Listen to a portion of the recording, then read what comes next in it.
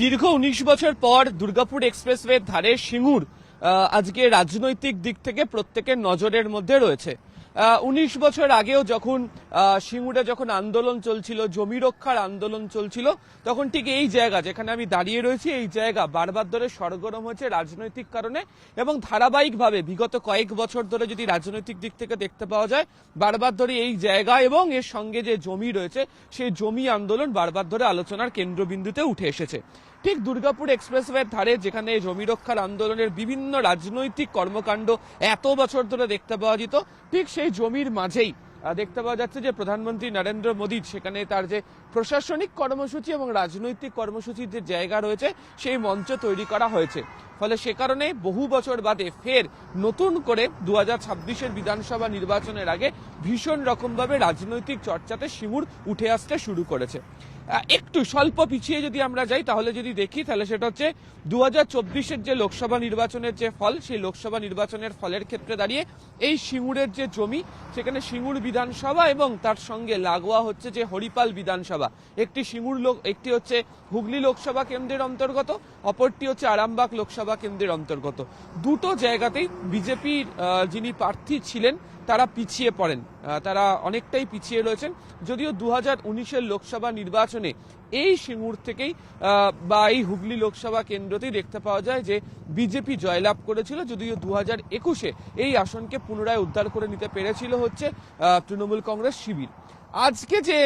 যারা সভামুখী হচ্ছেন, ইতিমধ্যে আসতে শুরু করেছেন সভাতে যোগদানের জন্য, তাদের প্রত্যেকের মধ্যে এই বার্তাটা বিজেপি শিবিরের তরফ থেকে দেওয়ার চেষ্টা করা হচ্ছে যে এই রাজ্যেতে তারা যে কারণে বলছে যে তারা ক্ষমতায় আসলে বা তারা সরকার গঠন করলে কি কি বিষয়কে নিয়ে এগোবে এবং বর্তমান রাজনৈতিক প্রেক্ষাপটে দাঁড়িয়ে রাজ্যের শাসক দলকে আক্রমণ করতে গিয়ে তারা বারবার ধরে শিল্প নিয়ে যখন তারা খোঁচা দিচ্ছে, তখন এই সিঙ্গুরের প্রসঙ্গের কথাই তারা বারবার তুলছে এবং তারা বলছে যে এখানে যদি শিল্পটি হতো তাহলে রাজ্যের হয়তো আর্থিক অবস্থা, রাজ্যের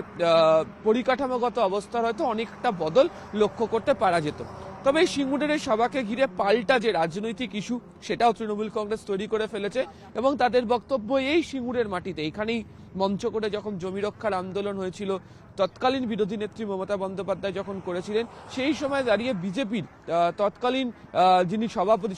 তিনি এসেছিলেন, তার রাজনাথ সিং এসেছিলেন এবং একাধিকবার বিভিন্ন বিজেপি নেতারাও তারা এসেছিলেন এবং জমি রক্ষার আন্দোলন নিয়ে তারা বারবার ধরে তাদের যে সমর্থনের প্রসঙ্গের কথা উল্লেখ করেছিলেন। এবং এখানকার রাজ্যের শাসক দলের বক্তব্য যে তারা কখনো শিল্পের বিরোধিতা করেননি, তারা জোর করে জমি নেওয়ার যে বিরোধিতা তারা সেটা করেছিলেন এবং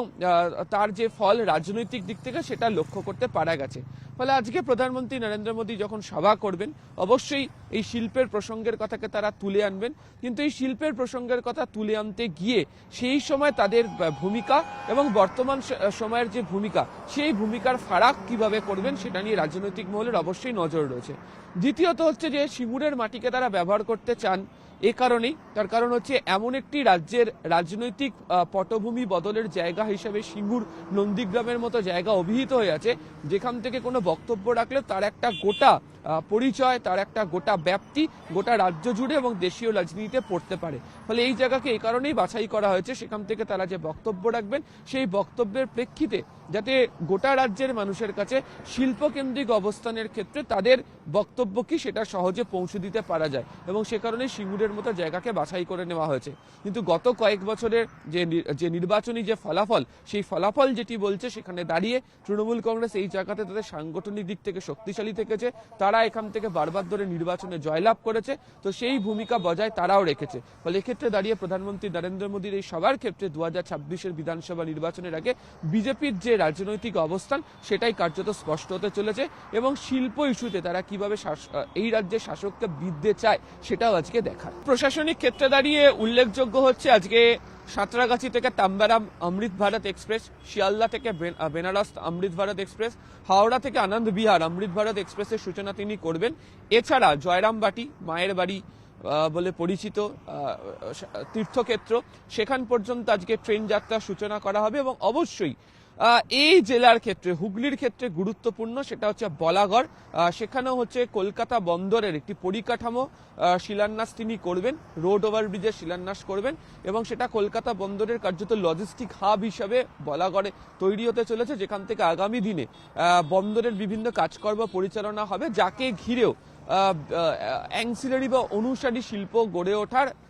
বা ব্যবসায়িক দিক থেকে শিল্প পরিকাঠামো গড়ে ওঠার একটা সম্ভাবনা রয়েছে, সেটাও তিনি আজকের এই মঞ্চ থেকে করবেন। তুমি গতকাল থেকেই জানো যে প্রধানমন্ত্রী বারবার ধরে রাজ্যকে তারা কি দিচ্ছেন, রেল হোক বা বাকি পরিকাঠামোগত বিষয় হোক, সেই প্রসঙ্গের কথা বারবার ধরে তুলে আনছেন এবং আজকেও সেই সিঙ্গুরের জমিকে ব্যবহার করে তারা এই রাজ্যের জন্য কি করছেন তার কারণ এই রাজ্যের তরফ থেকে বারবার ধরে অভিযোগ করে বলা হয় বঞ্চনা, কেন্দ্রীয় বঞ্চনার প্রসঙ্গ। এখনো পর্যন্ত কেন আবাসের টাকা, 100 দিনের কাজের টাকা পাওয়া যায়নি, সেই প্রসঙ্গ বারবার অবতারণা করা হয়। সেই প্রসঙ্গতে দাঁড়িয়েই তারা কি কাজ করছেন সেই বার্তাও সিঙ্গুরের মাটি থেকে দেব এবং সেই কারণে এই সমস্ত প্রকল্পগুলোর শিলান্যাস বা উদ্বোধনও তিনি করতে চলেছেন সিঙ্গুরের মঞ্চ থেকে।